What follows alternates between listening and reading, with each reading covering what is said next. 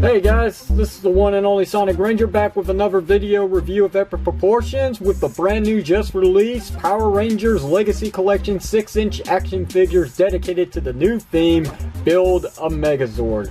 And today we're going to be taking a look at the next Ninja Storm Ranger in line, and that is Dustin the Yellow Ranger, obviously by the figure right here and the packaging, which is dead center today. Yesterday it was the Blue Ranger, now it's the Yellow Ranger, so there you go. Ha!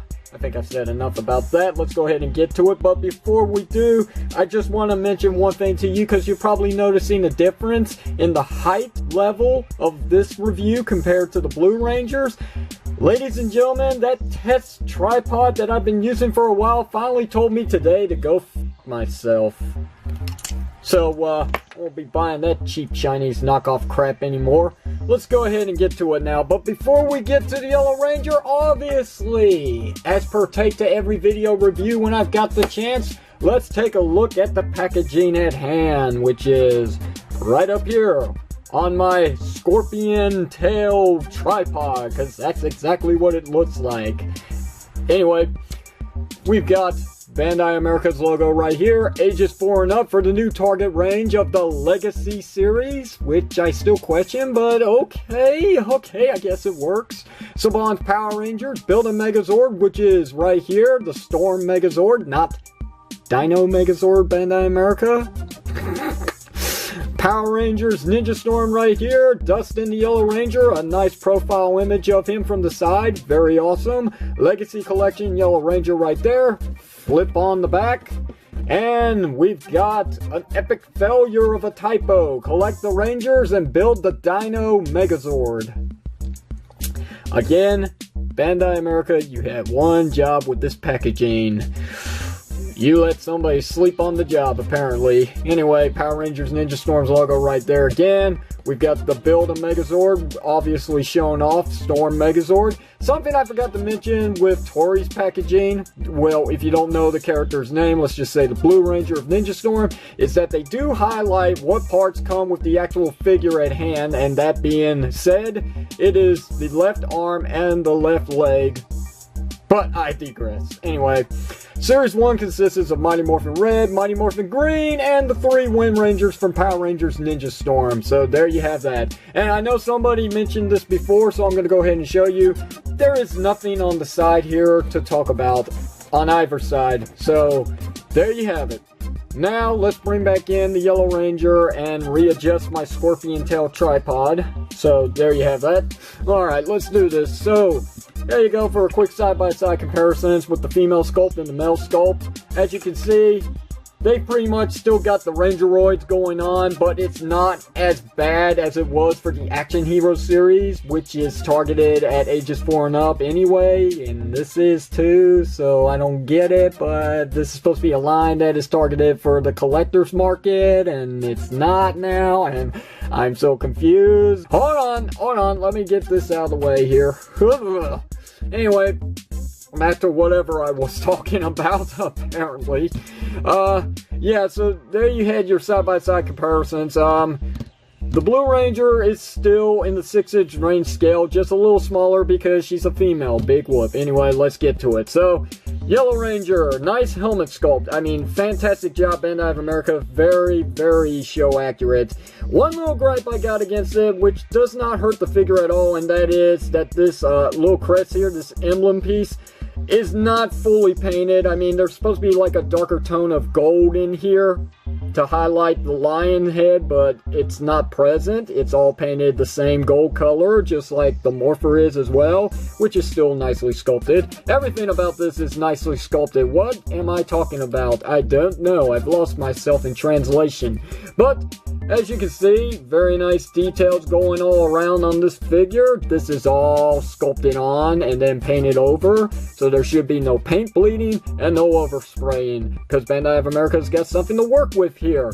Anyway, that said, let's get to the articulation. Simple enough. It is a mushroom peg joint going for the head, just like the female Ranger. There's also a hinge going on here for up and down movement at the neck, which is nice. Ball jointed shoulders go around complete 360. They do go in and out quite a bit. Not much going up, but a lot going down. Bicep rotation, always a plus. Double jointed elbows, which is a custom to all male sculpts and not the females apparently, which kind of is a bummer, but whatever, it is what it is, so I won't complain about it.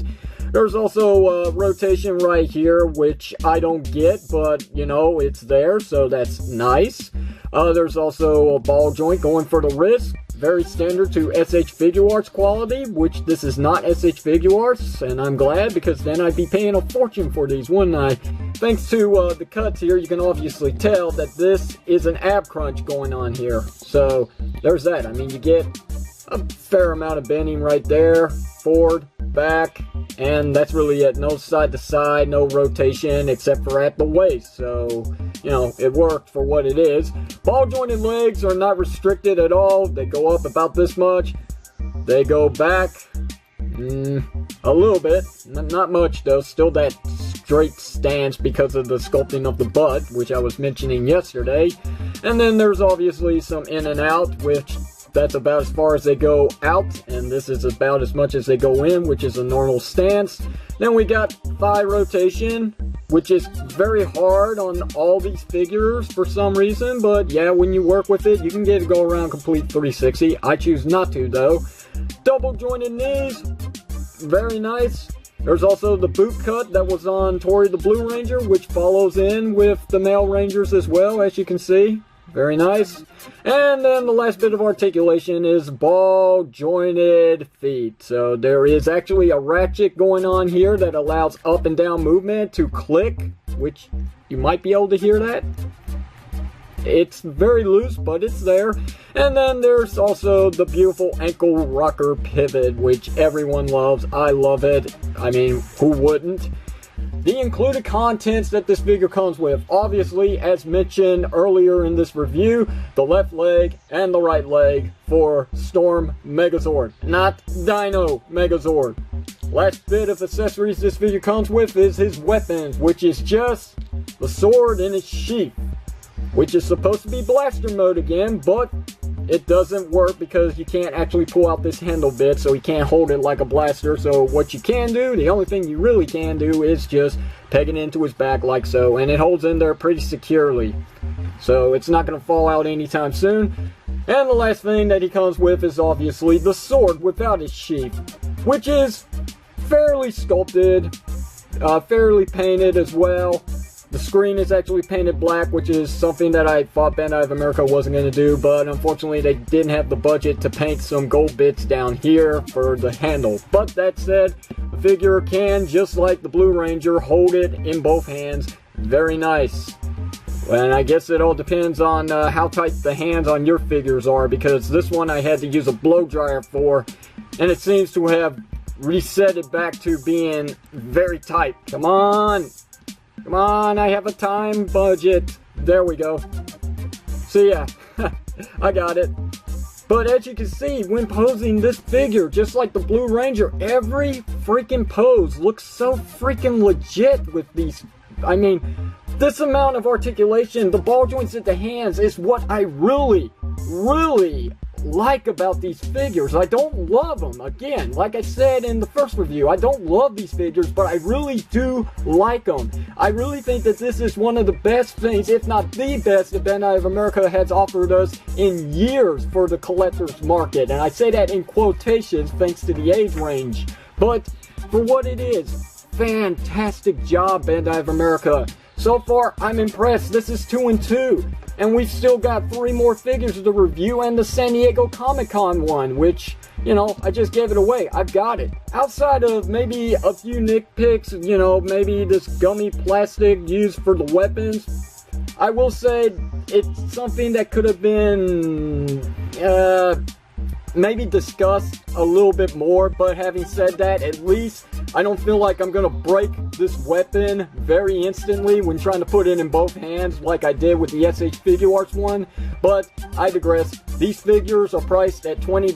SH Figuarts are priced at $50, maybe $75, maybe even up to $100 or even $200 depending on how rare they are. This is something that you can find at most retail stores, starting right now with Target, but soon to be followed on with Walmart, Toys R Us, and maybe even Kmart. So keep an eye out at your local stores and let me know how that all goes out for you. So, if you have any questions or comments, you know what to do. Hit the comment section down below and just let me hear you.